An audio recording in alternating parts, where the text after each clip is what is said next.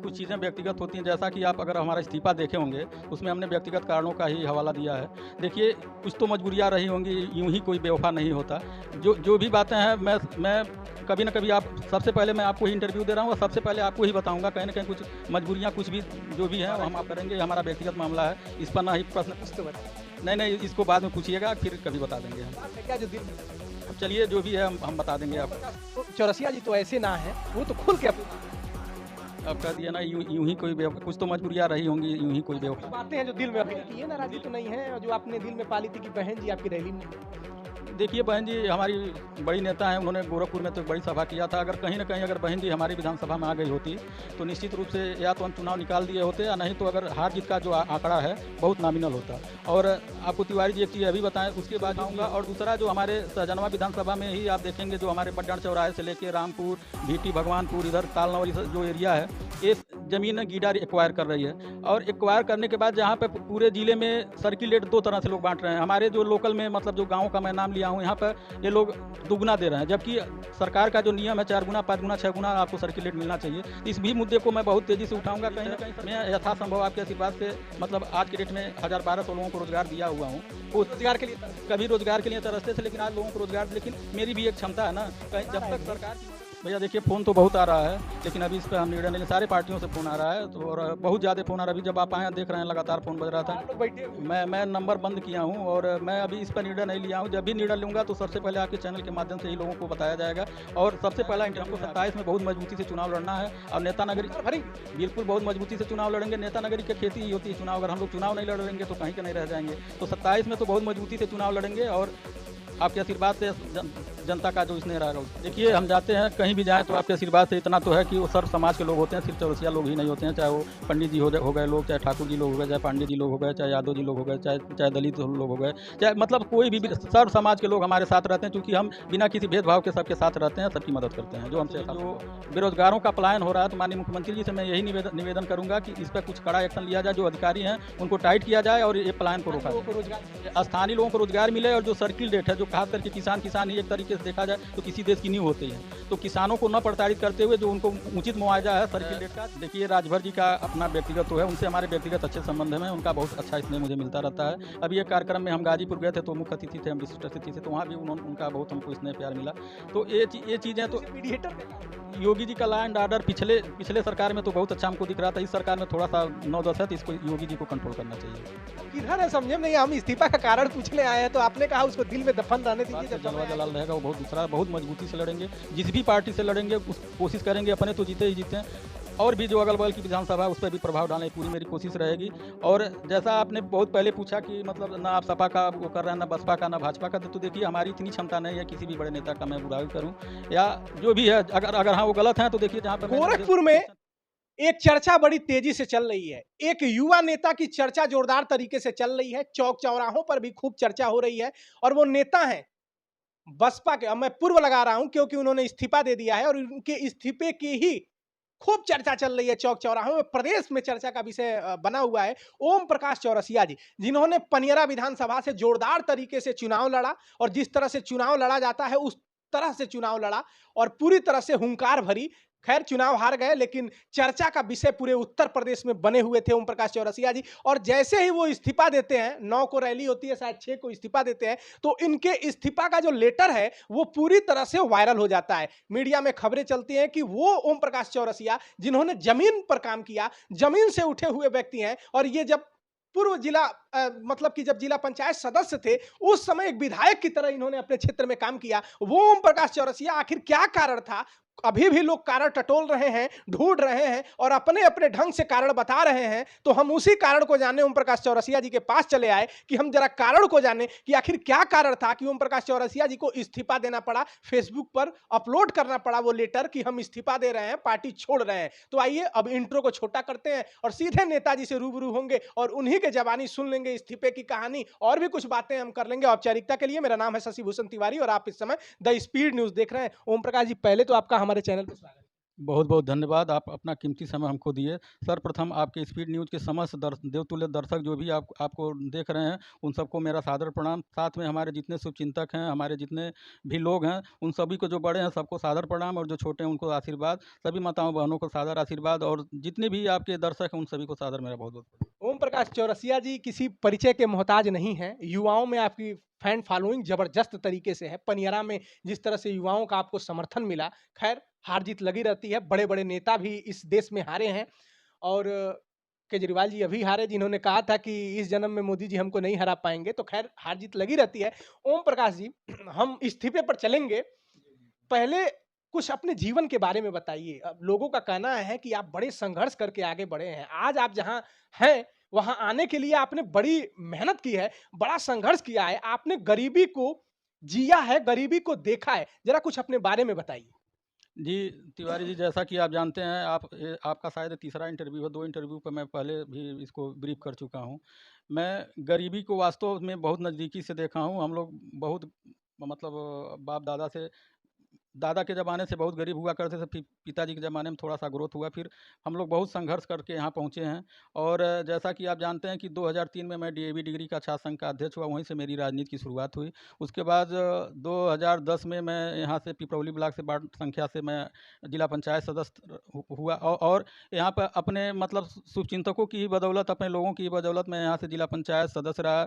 जो यहाँ पे, अगर हमारे जो जिस वार्ड से मैं जिला पंचायत था, वहाँ पर जातीय आंकड़ा हमारा बहुत ही कम था, लेकिन चाहे वो किसी भी बिरादरी के लोग हैं, अपना बेटा, अपना भाई, अपना पुत्र मुझे मानते हैं। सब लोग मेरे साथ रहे, और बहुत मजबूती से हम चुनाव भी लड़े और चुनाव भी जीते। और जितना हम 2010 से 2015 के बीच में अपने जिला पंचायत क्षेत्र में जितना हम काम कराए हैं, आप हमारे जिला पंचायत कार्यकाल के पहले का समय का और उसके अभी बाद का 10 साल हो गया, आप दिखवा लीजिएगा। कहीं भी आपको अगर शिलान्यास दिखेगा तो हमारा ही दिखेगा। हमारी कोशिश रही है कि मतलब कोई गाँव, कोई क्षेत्र ना छूटे जहाँ पे हम काम न करें। खूब मदद करते हैं अपने क्षेत्र में। देखा जाए शाहजनवा विधानसभा में ये क्षेत्र पड़ेगा। लोगों का कहना है, ओम प्रकाश चौरसिया जी थे, अभी एक महिला भी बता रही थी कि खूब बाबू मदद कैली। ठीक, तो आप पनियरा चले गए चुनाव लड़ने। आपने अभी इस्तीफे के कारण तो इससे बचने वाले नहीं हैं, हम उसको पूछेंगे।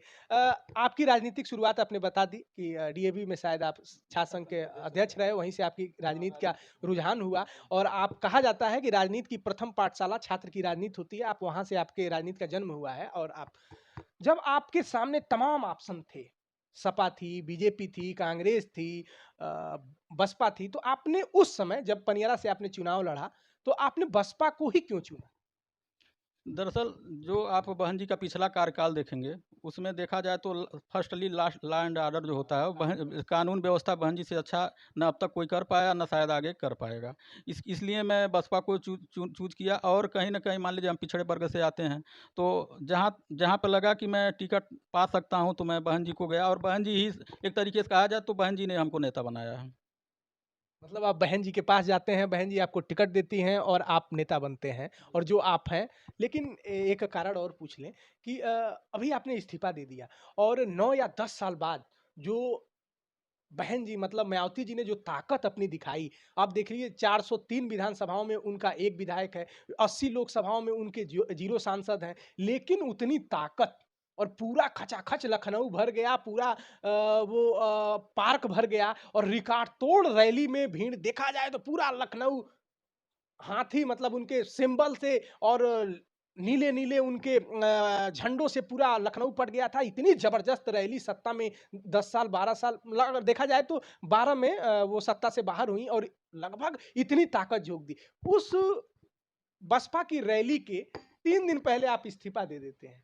खूब चर्चा होती है, सोशल मीडिया पर आपका लेटर खूब वायरल होता है। ओम प्रकाश चौरसिया जो लाव लश्कर के साथ इतनी जोरदार तरीके से उन्होंने चुनाव लड़ा, युवा उनके साथ था, और पिछड़ों में अच्छी पकड़ है, दलितों में भी अच्छी पकड़ है। वो ओम प्रकाश चौरसिया क्यों इस्तीफा देते हैं? इस इस्तीफा का कारण बताइए भाई, लोग जानना चाहते हैं। देखिए तिवारी जी, कुछ चीज़ें व्यक्तिगत होती हैं। जैसा कि आप अगर हमारा इस्तीफ़ा देखे होंगे, उसमें हमने व्यक्तिगत कारणों का ही हवाला दिया है।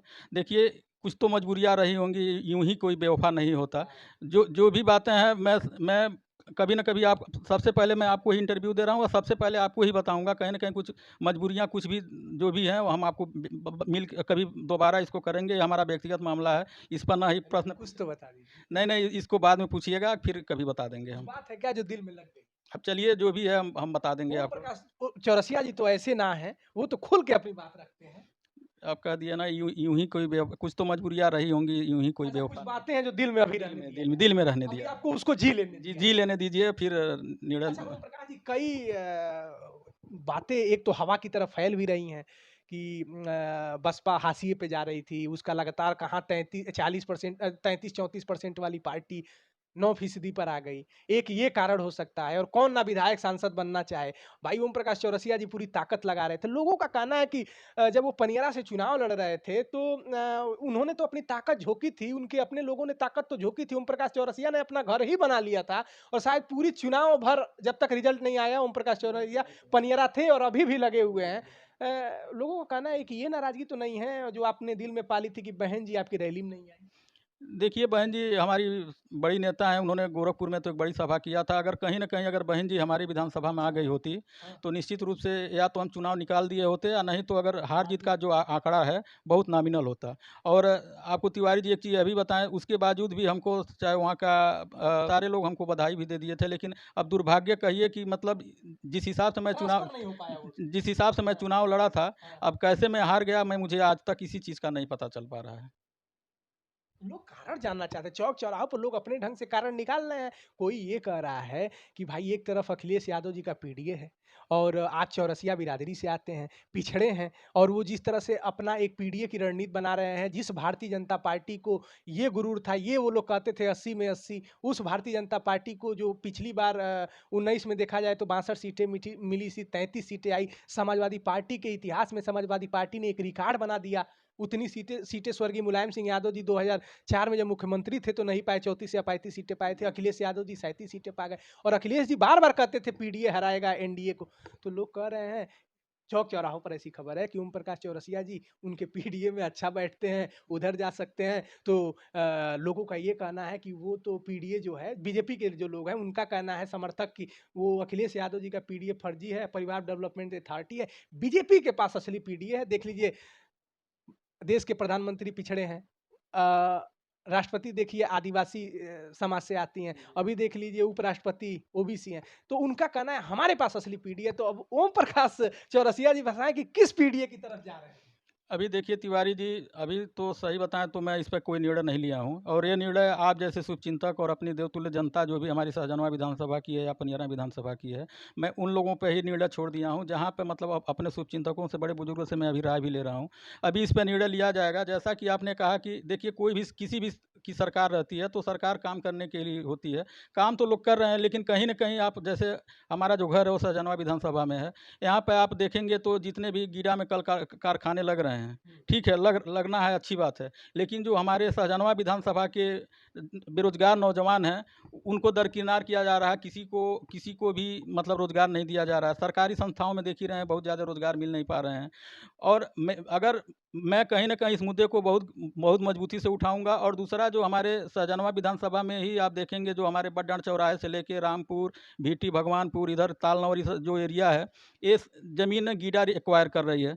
और एक्वायर करने के बाद जहाँ पे पूरे ज़िले में सर्किलेट 2 तरह से लोग बाँट रहे हैं। हमारे जो लोकल में मतलब जो गाँव का मैं नाम लिया हूँ, यहाँ पे ये लोग दुगना दे रहे हैं, जबकि सरकार का जो नियम है 4 गुना, 5 गुना, 6 गुना आपको सर्किलेट मिलना चाहिए। तो इस भी मुद्दे को मैं बहुत तेज़ी से उठाऊँगा। कहीं न कहीं सरकार को काम अगर कर रही है तो अच्छे से करे, और किसी भी उसका अनदेखी ना करे। जैसा कि आपको हम बताएँ, पनियरा विधानसभा हमारा और शाहजहानाबाद विधानसभा, ये दोनों जगह पे मैं बहुत मजबूती से लोगों के बीच में रहा हूँ।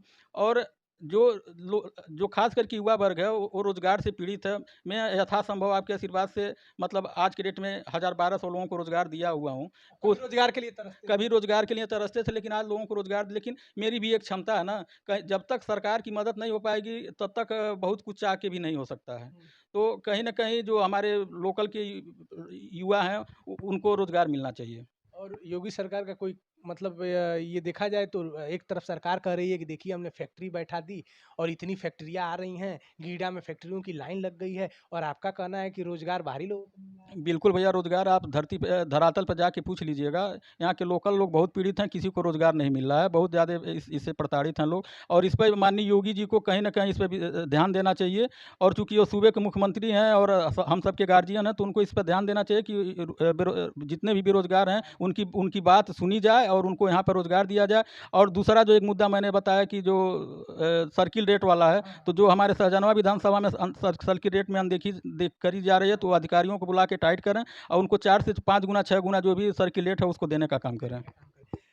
चौरसिया जी, अभी कुछ लोगों की बाहर भीड़ लगी थी, कम से कम 10-15 लोग थे। मैं नहीं बताना चाहूँगा कि कौन लोग थे, चर्चा आपकी खूब चल रही थी। फ़ोन-वोन आ रहा है कि नहीं पार्टी?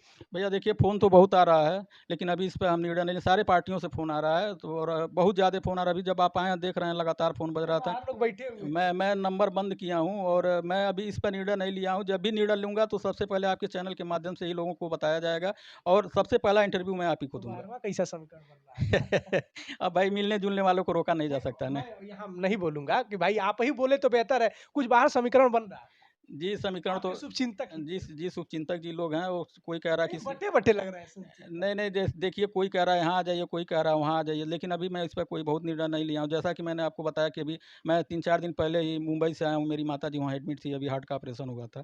तो अभी इसको मैं पहले देखते हुए बहुत इसमें अभी निर्णय नहीं ले पा रहा हूँ, कभी कहाँ जाना चाहिए। इस पर निश्चित रूप से विस्तार से आप लोगों से चर्चा होगी और जैसा भी मैंने आपसे बताया कि हमारी पनियरा विधानसभा की जनता और सहजनवा विधानसभा की जनता जहाँ ये लोग हमको गाइड करेंगे, दिशा निर्देशित करेंगे, वहाँ जाएगा। चूँकि हमको 27 में बहुत मजबूती से चुनाव लड़ना है और नेता नगरी हुंकार भरेंगे। बिल्कुल बहुत मजबूती से चुनाव लड़ेंगे। नेता नगरी की खेती ही होती है चुनाव, अगर हम लोग चुनाव नहीं लड़ेंगे तो कहीं के नहीं रह जाएँगे। तो 27 में तो बहुत मजबूती से चुनाव लड़ेंगे और आपके आशीर्वाद से जनता का जो स्नेह रहेगा उसको देखा जाएगा। मतलब आपके पास ऑप्शन की झड़ी लगी हुई है। आपका कहना है माताजी का हार्ट का ऑपरेशन हुआ है, वो स्वस्थ हो जाती हैं, आप कोई जल्द से जल्द निर्णय लेंगे। आप बड़ा वायरल हो रहे हैं। आपका एक संगठन है, चौरसिया समाज लोगों का एक संगठन है। देखते हैं कुछ ना कुछ कार्यक्रम होता रहता है और बड़ी भीड़ लगती है। भैया देखिए ये तो हम बसपा में भले थे, लेकिन हम लोगों का इंटरनल एक संगठन भी चौरसिया बिरादरी का चलता है, जो हमारे यूपी से लेके यूपी, बिहार, दिल्ली, झारखंड मतलब कई प्रदेशों में है। और ख़ास करके यूपी की जितनी भी विधानसभा है, 403 विधानसभा में कोई भी ऐसा विधानसभा नहीं जहाँ हमारी बिरादरी 25 से 30 हज़ार नहीं है। और आप देखे भी होंगे कि जहाँ भी हम जाएँगे, निश्चित रूप से हमारी बिरादरी उधर ही जाने की पूरी कोशिश करेगी और आप सोशल मीडिया पे भी इसको देख सकते हैं और हम बहुत मजबूती से अपने लोगों की मदद ओम भी प्रकाश जी, तो आप जब जाते हैं तो बड़ी जोरदार तरीके से भीड़ होती है, जो चौरसिया लोगों के समाज का जो कार्यक्रम होता है। देखिए, हम जाते हैं, कहीं भी जाएँ तो आपके आशीर्वाद से इतना तो है कि वो सर्व समाज के लोग होते हैं, सिर्फ़ चौरसिया लोग ही नहीं होते हैं, चाहे वो पंडित जी हो गए लोग, चाहे ठाकुर जी लोग हो गए, चाहे पांडे जी लोग हो गए, चाहे यादव जी लोग हो गए, चाहे चाहे दलित लोग हो गए, चाहे मतलब कोई भी सर्व समाज के लोग हमारे साथ रहते हैं, चूँकि हम बिना किसी भेदभाव के सबके साथ रहते हैं, सबकी मदद करते हैं, जो हमसे यथासंभव हो पाता निस्वार्थ। तो इस बार आप जोरदार तरीके से शाहजहां का मुद्दा उठाएँगे, पीछे हटने वाले आप नहीं। देखिए, शाहजहां का मुद्दा तो हम उठाएँगे, साथ-साथ हम पनियरा से एक तरह से देखा जाए, हमारी जिला पंचायत के बाद अगर हमारी कोई नर्सरी है, तो पनियरा है, तो पनियरा से भी और चाहे शाहजहां से भी, दोनों जगह से जो बेरोज़गारों का पलायन हो रहा है, तो माननीय मुख्यमंत्री जी से मैं यही निवेदन करूँगा कि इस पे कुछ कड़ा एक्शन लिया जाए, जो अधिकारी हैं, उनको टाइट किया जाए और ये पलायन को रोका जाए। मतलब जो यहाँ स्थानीय लोगों को रोजगार की समस्या है। स्थानीय लोगों को रोज़गार मिले और जो सर्किल रेट है, जो खास करके किसान ही एक तरीके से देखा जाए तो किसी देश की नींव होती है। तो किसानों को न प्रताड़ित करते हुए जो उनको उचित मुआवजा है सर्किल रेट का 5 से 6 गुना, मैं शासन से यही माँग करूँगा कि 5 से 6 गुना सर्किल रेट मिलना चाहिए। मिलना चाहिए। एक बात बताइए, ओम प्रकाश चौरसिया आपका नाम है और एक ओम प्रकाश राजभर जी हैं और कभी-कभी मैं आपका फ़ोटो भी दोनों लोग का मैं देखा हूँ, बड़ा जुगलबंदी से आप लोग मिलते-जुलते हैं और उनके बारे में कहा जाता है पहले जब वो सपा में थे, बाद में देखा गया कि अभी जब जैसे ही चुनाव आएगा 27 का 5 महीना पहले कुछ लोग उधर जाएँगे, कुछ लोग इधर जाएँगे और कई लोगों को आपने देखा होगा कि बीजेपी से लड़े, फिर सपा में गए, सपा में अभी कुछ दिन रहे तब तक चुनाव आया, 24 वाला तब तक बीजेपी में चले गए। तो ये बताइए कुछ बातचीत उधर से हो रही है कि नहीं? देखिए अ, देखिए राजभर जी का अपना व्यक्तिगत तो है, उनसे हमारे व्यक्तिगत अच्छे संबंध हैं, उनका बहुत अच्छा स्नेह मुझे मिलता रहता है। अभी एक कार्यक्रम में हम गाजीपुर गए थे तो मुख्य अतिथि थे, हम विशिष्ट अतिथि थे, तो वहाँ भी उनका बहुत हमको स्नेह प्यार मिला। तो ये चीज़ें तो जैसे मीडिएटर का काम करते न हैं, अब देखिए अभी सेतु का काम करते हैं जैसे जो नदियाँ हैं मिल नहीं सकती हैं तो वो पुल बना देते हैं। देखिएगा उनके इंटरव्यू में लोग वो कहते थे कि लोग जीप से आते थे फॉर्च्यूनर छोड़ के। जी, जी, वो बहुत ही अच्छे नेता हैं और उनसे बहुत कुछ हमने सीखा। उनको हालाँकि उनके साथ मैं 1-2 घंटा जो भी रहा, उनसे मैंने बहुत कुछ सीखा और कहीं न कहीं वो संघर्ष करके यहाँ पहुँचे हैं, बहुत अच्छे नेता हैं। अच्छा मतलब अच्छे नेता हैं, तारीफ़ आप कर रहे हैं। आपकी जो हँसी को क्या समझा जाए? देखिए जो सही है वही कहा अच्छा जाएगा। सपा के कार्यकाल को कैसे देखते हैं? देखिए कोई भी सरकार होती है वो अच्छा ही काम करती है। सपा के कार्यकाल को भी अगर देखा जाए, चाहे वो लखनऊ में आप देख लीजिए मेट्रो का काम देख लीजिए, चाहे अपना लखनऊ आगरा एक्सप्रेसवे देख लीजिए। योगी जी के लॉ एंड ऑर्डर को कैसे देखते हैं? योगी जी का लॉ एंड ऑर्डर पिछले पिछले सरकार में तो बहुत अच्छा हमको दिख रहा था। इस सरकार में थोड़ा-सा 9-10 है, तो इसको योगी जी को कंट्रोल करना चाहिए। आप किधर है समझे में नहीं, हम इस्तीफा का कारण पूछने आए हैं, तो आपने कहा उसको दिल में दफन रहने दीजिए, जब समय आएगा उसको बताएँगे। रैली 3 दिन पहले से इस्तीफा देते हैं, जलवा जलाल वाले आदमी हैं आप, परिचय के मोहताज नहीं है, भगवान का दिया सब कुछ है आपके पास। लेकिन आप समझे में नहीं आ रहा है, सपा की भी तारीफ कुछ-कुछ और बीजेपी की भी कुछ-कुछ तारीफ, अब सत्ता में है तो सवाल भी आप उनसे कर रहे हैं और तारीफ देखिए, हमेशा सवाल तो सत्ता के ही लोगों से होगा, जो विपक्ष में है तो उससे तो सवाल किया नहीं जा सकता है। तो ये मेरा आग्रह है, निवेदन है कि मतलब इस पे योगी जी को देखना चाहिए कि मतलब इस चीज़ को राहुल करना। गांधी पे क्या कहेंगे? उनकी लहर चल रही है, भारत जोड़ो यात्रा यात्रा की है, भारत जोड़ो न्याय यात्रा की है, अब एक नई मुद्दा लेकर उठे हैं, वोट चोर, गद्दी चोर। तो राहुल जी की तरफ से कुछ कांग्रेस की तरफ से नहीं है? देखिए, मैं पहले ही तिवारी जी आपको बताया कि कोई भी सरकार शासन सत्ता में होता है, वो अपना काम करता है। विपक्ष तो कहीं न कहीं कोई न कोई मुद्दा खोजता रहता है, तो उसमें राहुल जी भी संघर्ष कर रहे हैं और भगवान करें उनको सफलता मिले। हमारी यही शुभकामनाएँ है उनके आप लिए। किधर है बताएँगे कुछ? अरे पत्रकार आता है, उसको कुछ चाहिए ब्रेकिंग, आप दे ही नहीं रहे हैं। देखिए, अभी मैं बताया ना कि अभी ये मेरे दिल में दफ़न है और बस एक बार ओम प्रकाश मतलब ओम प्रकाश चौरसिया जी, ओम प्रकाश राजभर पे थोड़ा-सा मुस्कुराए हैं। देखिए, हम बोले ना कि हमारे संबंध चाहे वो भाजपा के लोग हैं, चाहे वो सपा के लोग हैं, चाहे बसपा के लोग हैं, चाहे किसी भी दल के लोग हैं। अभी सपा में अवधेश प्रसाद जी हैं, उनसे हमारे व्यक्तिगत अच्छे संबंध हैं और ऐसे तमाम लोग हैं जिनसे हमारे व्यक्तिगत अच्छे संबंध हैं। तो वो संबंध अगली अपनी जगह अच्छा, है। फैसला कब तक क्या लग रहा है? जिस तरह से बाहर भीड़ लगी हुई है, मैं इंटरव्यू कर रहा हूँ, आपने व्यक्तिगत अपना समय दिया है हमको, बाहर भीड़ लगी हुई है, नाप-तौल चल रहा है, कुछ आपके समर्थक इधर चले जाइए, कुछ समर्थक उधर चले जाइए।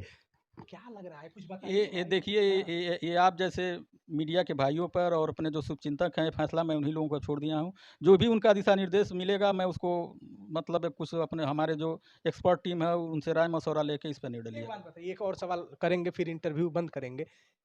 मान लीजिए आप बीजेपी में चले जाते हैं, मान लीजिए आप सपा में चले जाते हैं, मान लीजिए जैसे हम लोग मैथ लगाते थे एक्स मान लेते थे और वैल्यू फिर निकल जाती थी, मान लीजिए आप राजभर जी के साथ चले जाते हैं, मान लीजिए आप संजय निषाद जी के साथ चले जाते हैं, निर्दल लड़ते हैं, कुछ निर्दल तो किनारे हम करते हैं, किसी भी पार्टी से लड़ लेते हैं, वही जलवा जलाल रहेगा जिस तरह से आपने पनियरा में हुंकार भरी थी। भैया वो तो कुछ नहीं था, इस बार जो आपके आशीर्वाद से जलवा जलाल रहेगा वो बहुत मजबूती से लड़ेंगे। जिस भी पार्टी से लड़ेंगे उस कोशिश करेंगे अपने तो जीते ही जीतें और भी जो अगल-बगल की विधानसभा है उस पे भी प्रभाव डालने की पूरी मेरी कोशिश रहेगी। और जैसा आपने बहुत पहले पूछा कि मतलब ना आप सपा का वो कर रहे हैं, ना बसपा का, ना भाजपा का, तो देखिए हमारी इतनी क्षमता नहीं है किसी भी बड़े नेता का मैं बुराई करूँ या जो भी है अगर अगर हाँ, वो गलत हैं तो देखिए जहाँ पे मैंने मुझे क्वेश्चन पूछना चाहिए मैं पूछा भी हूँ। तो ये मेरी क्षमता नहीं है, चाहे मैं बहन जी से मतलब वो करूँ, चाहे अखिलेश जी से करूँ, चाहे माननीय मुख्यमंत्री जी योगी जी से करूँ या मोदी जी से करूँ, तो मेरी इतनी क्षमता नहीं है मैं किसी का विरोध कर पाऊँ।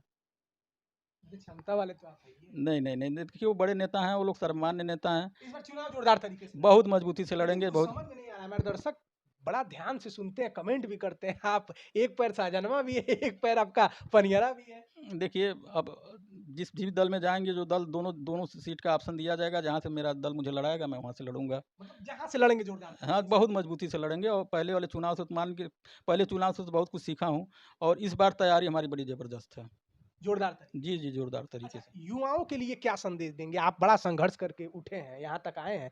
लोगों का कहना है बड़ा तीखा आपका संघर्ष रहा है।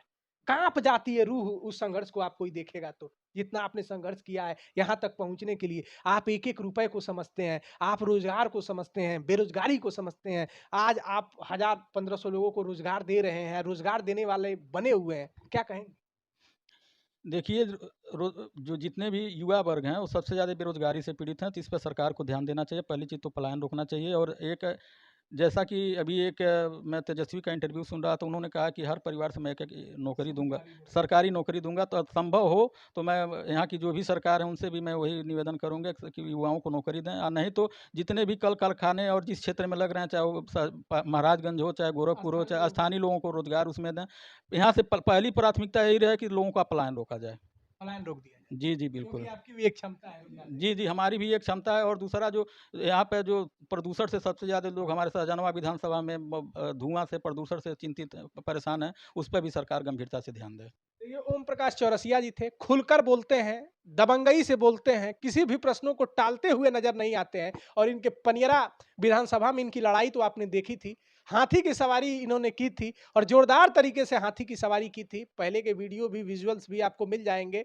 घूमते हुए, गांव में टहलते हुए, कितने लाव लश्कर और लोगों की भीड़ों के साथ ये चलते थे। खैर, लोकतंत्र में जनता ही अदालत होती है और जनता अपना फैसला सुनाती है और जनता ने ही फैसला सुनाया कि ठीक है, बीजेपी जीतेगी और फिर आप तैयारी करिए, क्योंकि लोकतंत्र में मैं फिर बोल दूं, जनता ही अदालत है। आप लाख बातें कर लीजिए, क्योंकि बीजेपी ने भी 400 का नारा दिया था आई 240 पे, और यही लोकतंत्र में जनता है जिसने विपक्ष को कहा कि अभी विपक्ष में बैठी है, इंतजार करिए। 233 सीटें दी और बीजेपी को अगर देखा जाए गठबंधन छोड़ दिया जाए तो 240 सीटें दी। तो हुंकार भरते हैं, चुनाव लड़ते हैं तो चुनाव के तरीके से लड़ते हैं। हमने इनसे पूछा कि किधर जाना है, साफ साफ इन्होंने पत्ता खोला नहीं है। फोन उन खूब आ रहा है, अब ये फैसला लेंगे। इनके शुभचिंतक समीकरण पेज पे बना बिगाड़ रहे थे, हम बाहर देख रहे थे, समझा रहे थे नेताजी को किधर जाना है। फोन खूब आ रहा है, पिछड़े समाज से आते हैं, चौरसिया बिरादरी से आते हैं, और आप जानते हैं ये दोनों तरफ का पीडीए का गुलदस्ता सजा हुआ है, तो किधर ओम प्रकाश चौरसिया जाएंगे। लेकिन एक बात मैं बता दूं, ये जिधर जाएंगे दमदारी से चुनाव लड़ते हैं, माहौल क्रिएट हो जाता है उस विधानसभा का। तो ओम प्रकाश चौरसिया जी जिधर जाएंगे मुस्कुरा के, एक थोड़ी सी जो ब्रेकिंग दी वो ओम प्रकाश राजभर जी पर थी, वहां थोड़ा मुस्कुराए भी, थोड़ा ट्विस्ट भी दिया। खैर, देखते हैं कि क्या होगा आगे, और ये उम्मीद करूंगा कि जिस दिन बताए इस्तीफे का कारण, खुलकर मुझे बताए कि आखिर क्या कारण था कि 3 दिन पहले इन्होंने इस्तीफा दे दिया, और गोलमोल इस्तीफा था। इस्तीफा इस्तीफा होता है, कुछ तो मजबूरियां रही होंगी। तो हम जानेंगे कि क्या कारण था, और उम्मीद करेंगे कि हमको खुलकर ये बताए। और ये जिस दिन ये फैसला लेंगे कि हम इस पार्टी में जाने वाले हैं, कुछ भी ये करेंगे, हमको उम्मीद होगी कि द स्पीड न्यूज पर ये बताए कि हम किस पार्टी में जा रहे हैं, क्यों जा रहे हैं, कौन सी विचारधारा इनको बेहतर लगी। तो हम ये जानेंगे, समझेंगे। औपचारिकता के लिए मेरा नाम है शशि भूषण तिवारी और आप इस समय द स्पीड न्यूज देख रहे हैं।